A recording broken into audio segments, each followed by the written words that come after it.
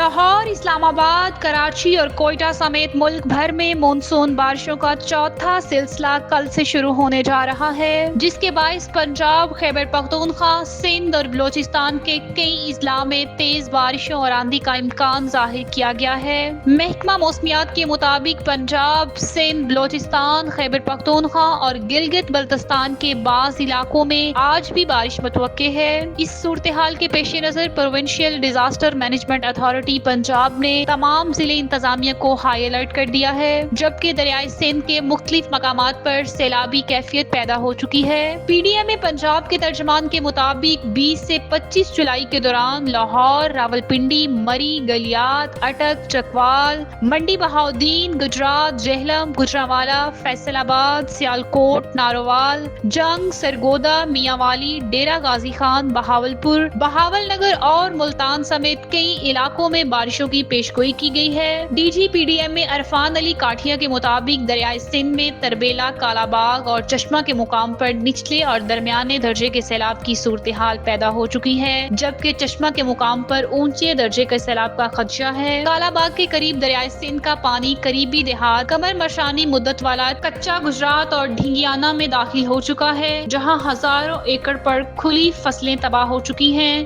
D G P D M کے مطابق monsoon season کے دوران پنجاب میں مختلف حادثات کے نتیجے میں 123 افراد جان بحق اور 462 زخمی ہو چکے ہیں، جبکہ 150 عمارتوں کو نقصان پہنچا ہے۔ اموات کی وجوہات میں آسمانی بجلی گرنا، کرنٹ لگنا، نہاتے ہوئے ڈوبنا اور کمزور عمارتوں کا گرنا شامل ہے۔ ریسکیو اور متعلقہ اداروں نے عوام سے اپیل کی ہے کہ بارشوں کے دوران ندی نالوں اور دریاؤں کے قریب جانے سے گریز کریں اور کسی بھی ہنگامی صورتحال میں فوری طور پر ریسکیو 1122 پر رابطہ کریں۔